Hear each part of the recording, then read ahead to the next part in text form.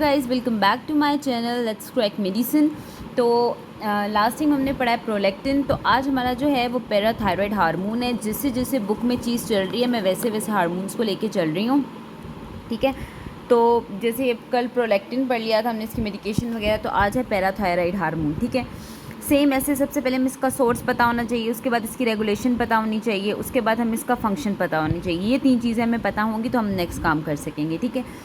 तो जो parathyroid hormone है इसका सोर्स कहाँ है, ये कहाँ से बनता है? ये हमारे पास पैराथायरॉयड ग्लैंड से बनता है, जो कि प्रेजेंट होता है नेक में, ठीक है।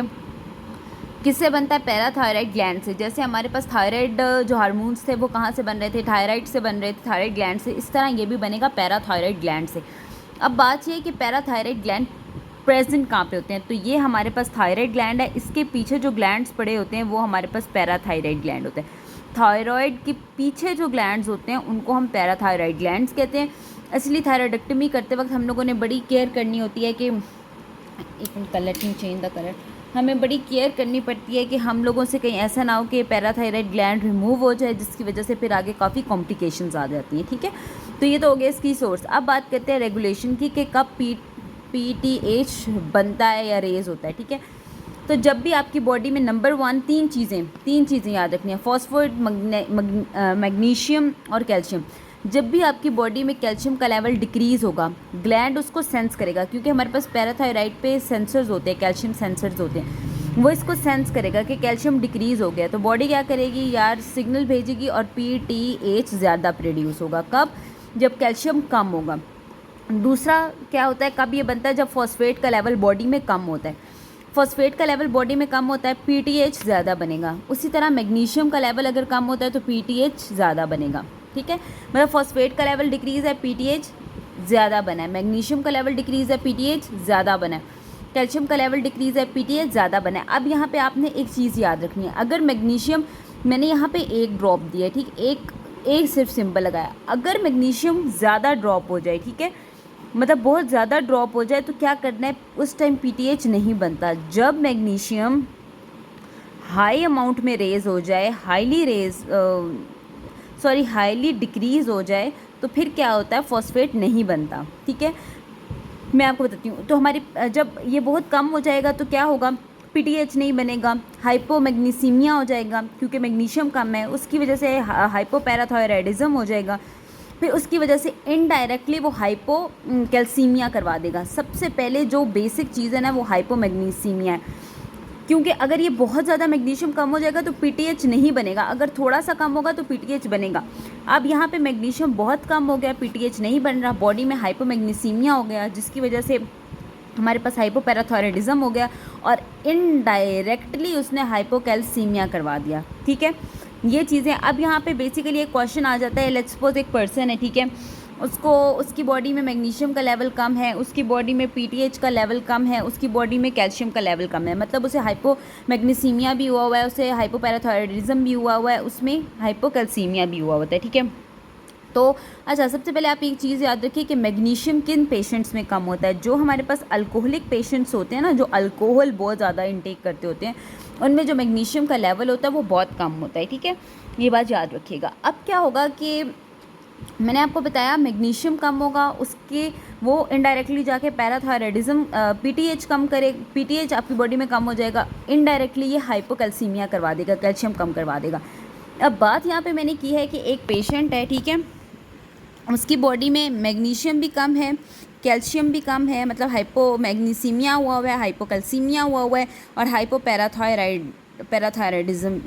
पैराथायराइड जो हार्मोन है वो भी कम है। तो अब मैं कौन सी मेडिकेशन दूंगी उसको? कैल्शियम दूंगी या मैग्नीशियम दूंगी? ये चीज़ जानना बहुत ज़रूरी है, ठीक है। तो इसका आंसर आपने मुझे कमेंट्स में भी बताना है, लेकिन मैं फिर भी यहाँ एक्सप्लेन कर देती हूँ। सीन क्या होता है कि कैल्शियम मैं अगर उसको देती रहूँगी, ठीक है, तो मैं अगर उसे कैल्शियम दूंगी तो उसको कैल्शियम देने का मुझे कोई फ़ायदा नहीं होगा, क्योंकि यहाँ पे हमारे पास हाइपोमैग्नीसीमिया हुआ है, जिसने जाके हाइपोपैराथायराइडिज्म करवाया हुआ है, जिसकी वजह से इनडायरेक्टली हाइपोकैल्सीमिया हुआ है। तो मैं कैल्शियम को जितना ट्रीट करूँ वो कभी भी वो हमेशा हाइपो ही रहेगी। तो सबसे पहले मुझे ट्रीट करना पड़ेगा हाइपोमैग्नीसीमिया को। तो मैं पेशेंट को क्या दूंगी?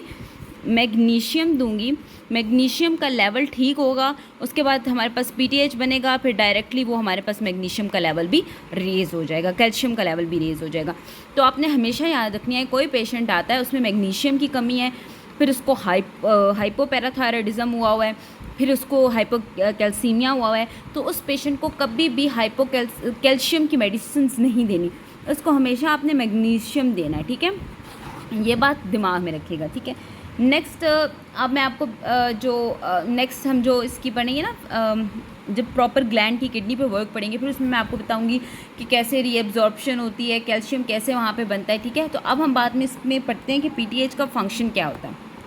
ओके, तो मैं आपको क्या बता रही थी, मैं ये बता रही थी कि मैंने आपको बोला कि मैं आपको फंक्शन पढ़ाती हूँ, तो फंक्शंस से पहले काम करते हैं कि हम लोग ये पढ़ लेते हैं कि किडनी में ना इसकी रीअब्जॉर्प्शन कैसे होती है। एक मिनट, किडनी में इसकी ना कैसे कैल्शियम की रीअब्जॉर्प्शन होती है। तो ये मैंने बना लिया नेफ्रॉन, ये PTH क्या करेगा, ये नेफ्रॉन बना लिया, ये इसका प्रॉक्सिमल पार्ट है, ये इसका डिस्टल पार्ट है, ये असेंडिंग एरिया है, ये डिसेंडिंग एरिया है, ये असेंडिंग एरिया, यहाँ से वाटर वगैरह गुजर रहा होता है, ठीक है, ये याद रखनी है। अब आपने देखना है कि PTH ने कैल्शियम को कैसे बॉडी में मेंटेन करना है, ठीक है। और अच्छा ठीक है, पहले इस चीज़ को छोड़ें, कैसे कैल्शियम को बॉडी की ब्लड में मैनेज करना है। तो क्या होता है, ये जो PTH है ये आके प्रॉक्सिमल कन्वोलेटेड ट्यूब्यूल्स पे काम करेगा। तो इसमें एक एंजाइम होता है, इसको मैंने यहाँ बना लिया, ये PTH है, ठीक है, ये प्रॉक्सिमल कन्वोलेटेड ट्यूब है, इसके अंदर एक एंजाइम है जिसे हम कहते हैं अल्फ़ा-1 हाइड्रोक्सिलेज। क्या कहते हैं, अल्फ़ा-1 हाइड्रोक्सिलेज, ठीक है। इसमें क्या होता है कि इसमें जो हमारे पास पड़ा होता है ना कैल्शियम, ठीक है, तो इसमें हमारे पास पड़ा होता है अल्फ़ा-1 हाइड्रोक्सिलेज। तो आपने ये चीज़ हमेशा याद रखनी है, आपको पता होना चाहिए कि हमारे पास जो है ना कैल्शियम के, जो हमारे पास विटामिन डी है, ठीक है, विटामिन डी की एक्टिव फॉर्म हमारे पास क्या होती है, what is the active form of vitamin D. अच्छा, जिन लोगों में हमारे पास किडनी का इशू होता है ना, उनके अंदर विटामिन डी जो होता है ना वो इनएक्टिव फॉर्म में होता है, ठीक है। आपको मैं आगे बताती हूँ एक्टिव फॉर्म में कैसे आता है। जो हमारे पास क्या होता है, ये अभी यहाँ तक आपने याद रखना है, इसका आगे काम आएगा अल्फ़ा-1 हाइड्रोक्सिलेट, PTH ने आके काम किया प्रॉक्सिमल कन्वोलेटेड ट्यूब पे, तो इसकी एक्टिव फॉर्म यहाँ पे होगा 125 हाइड्रोक्सिलेज। यहाँ पे क्या पड़ा होगा, यहाँ इसकी फॉर्म होगी 125 हाइड्रोक्सिलेज। जब ये पूरा होगा ना सिस्टम, जब ये प्रॉपर इकट्ठा होगा विटामिन डी के साथ, ये पूरा मेथड इकट्ठा होगा विटामिन डी के साथ, तो ये होगा विटामिन डी की एक्टिव फॉर्म। 125 डाईहाइड्रोक्सिलेज विटामिन डी की एक्टिव फॉर्म है, ठीक है। What is the active form of vitamin D, 125 hydroxylase is the active form of vitamin D.